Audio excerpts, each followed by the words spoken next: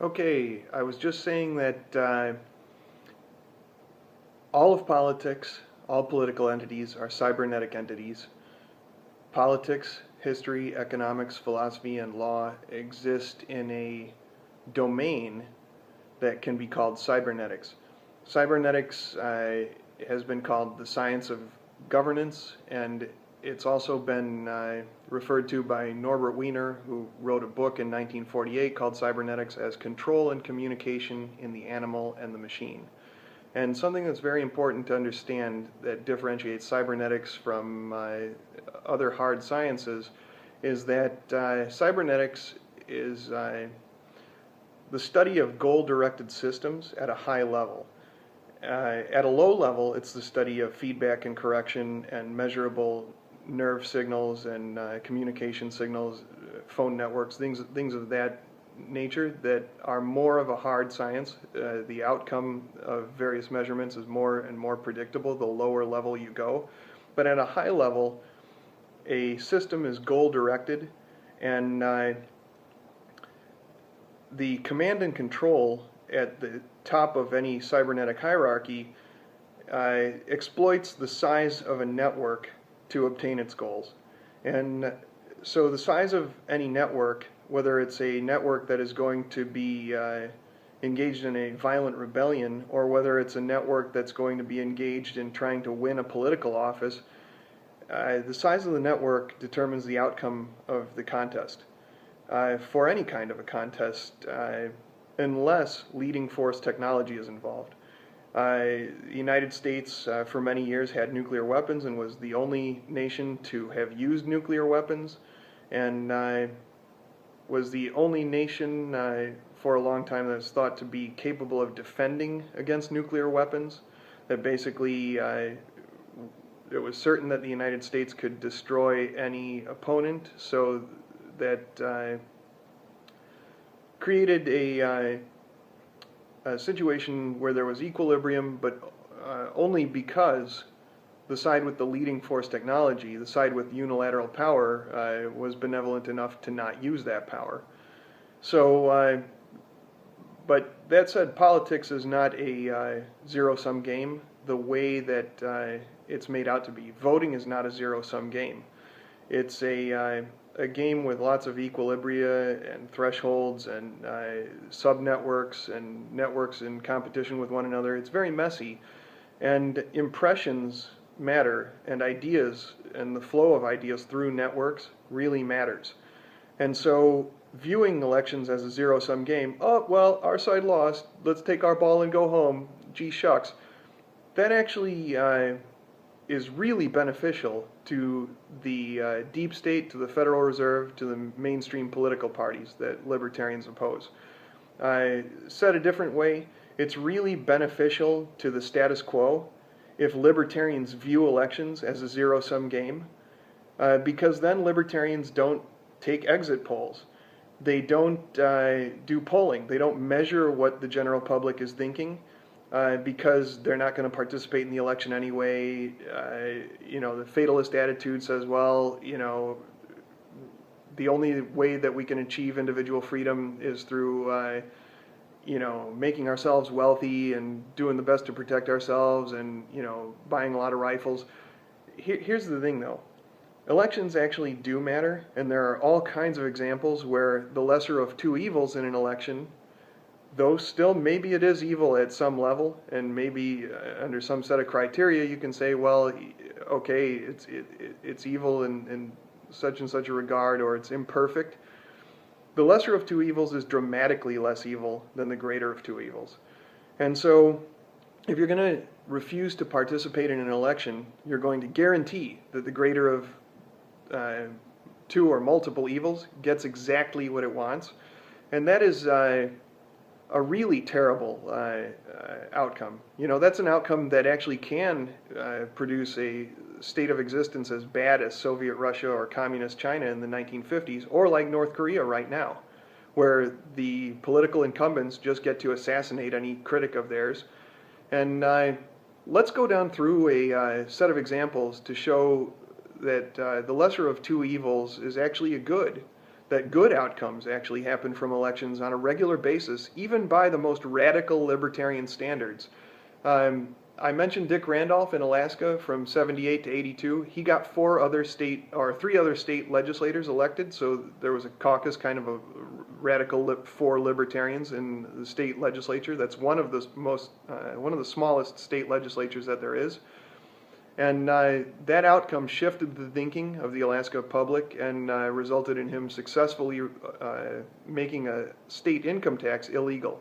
And prior to this, and prior to him switching from the Republican Party to the Libertarian Party and putting an initiative on the ballot with 50,000 signatures to make a state income tax illegal, the Democrats and Republicans, it was a foregone conclusion. There was definitely going to be a state income tax. Both of the major parties were in total agreement with one another. They were both going to pass a state income tax. So millions and millions of dollars was kept in private hands. And those millions of dollars in private hands went to better purposes than what the state would have used those millions of dollars for. So from an anarchist perspective, even a total radical anarchist perspective, voting was immensely useful and beneficial.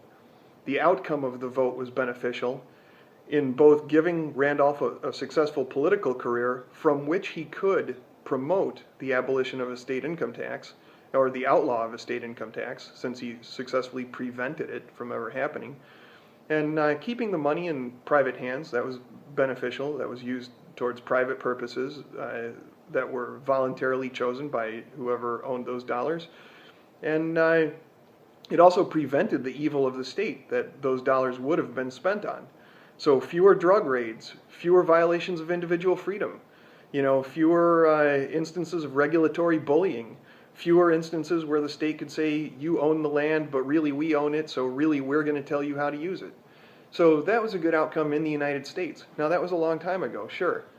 And in addition to him promoting those ideas in his own district, which is much easier if you're an elected official in that district as a state legislator, he got Ken Fanning, Andre Maru, and John Coghill more or less elected. He might not be able to take credit for John Coghill, and John Coghill was the only guy to last a long time. Nonetheless, it was an improvement while it lasted. And he also helped inform everybody about jury nullification, and John Coghill is still doing that. He still supports jury nullification of law. Jury nullification of law is absolutely essential towards successful civil disobedience. And so you can make a constitutionalist argument that a government that is elected is more legitimate, maybe it's not legitimate, but it's more legitimate than an outright totalitarian dictatorship where you have no choice whatsoever. So that's the classical liberal argument for electoral participation and political participation.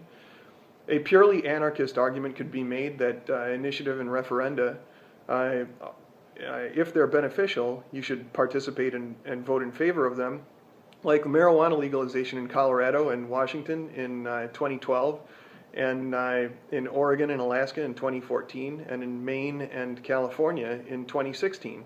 Marijuana was legalized in all those states, and innocent people are not going to go to prison any longer in those states for marijuana possession.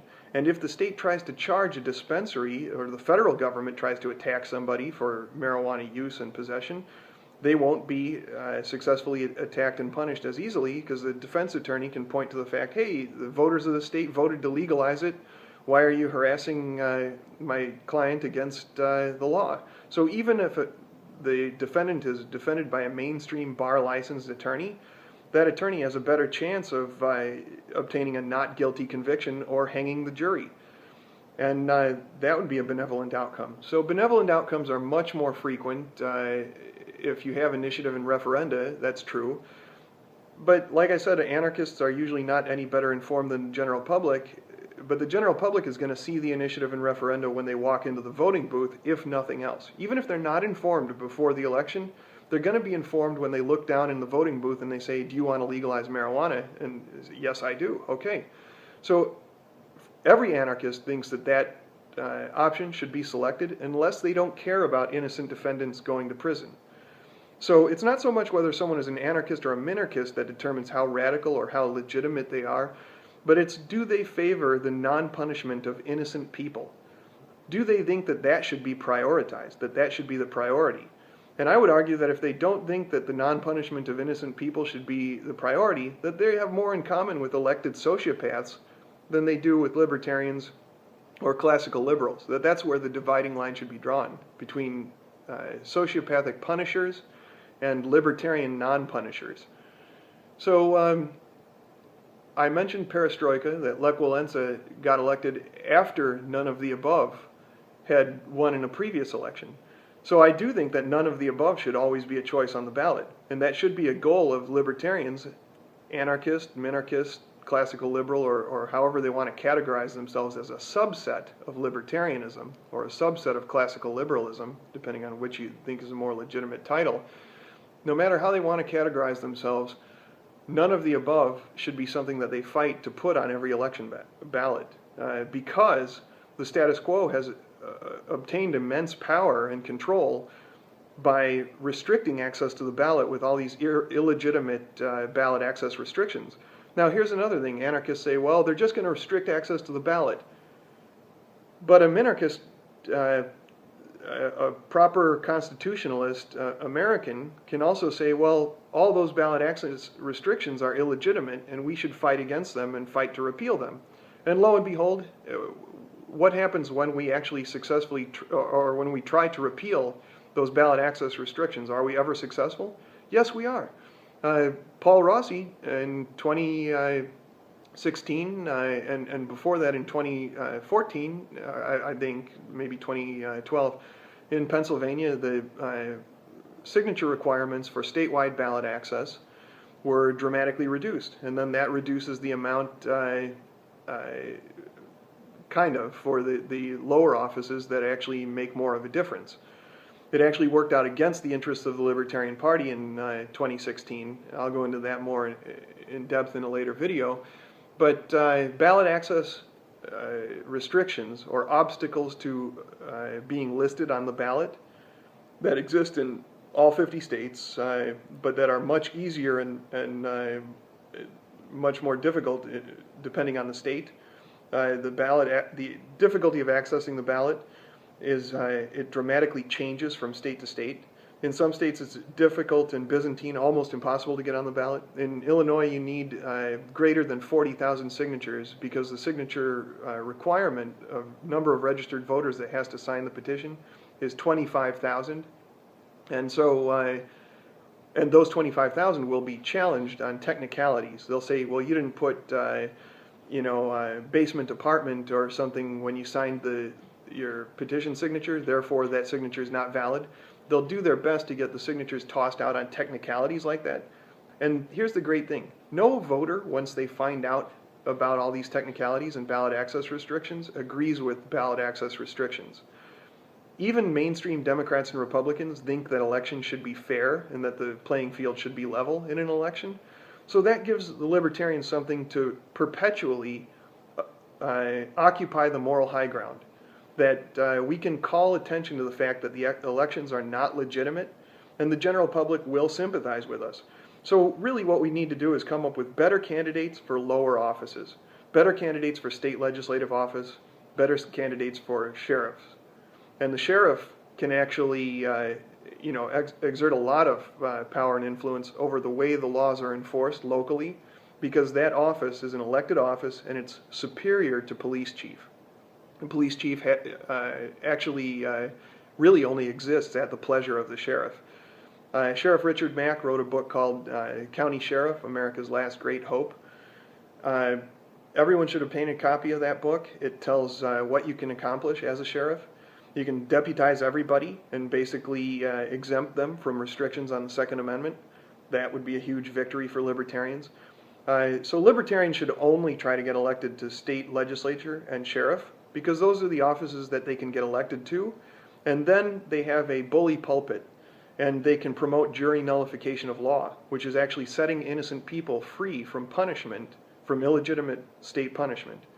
And it's doing so on a selective basis. You can still send the serial killers to prison, and I don't think that that's a bad idea. So that's why the better term, the non-lawyers term, the non-legalese term for jury nullification of law is jury independence. Everybody knows what a jury is, and everybody knows what independence is, and they generally agree with both things. Most people don't know what jury nullification is. It sounds like the jury is being nullified unless you say the full 9-syllable jury nullification of law, which most people won't even say. It's such a mouthful it won't even come out of their mouths. And so mainstream people will never understand that phrase as easily as they understand jury independence, and that you have the right to judge the law, that jury members have the right to judge the law, and that should be called jury independence.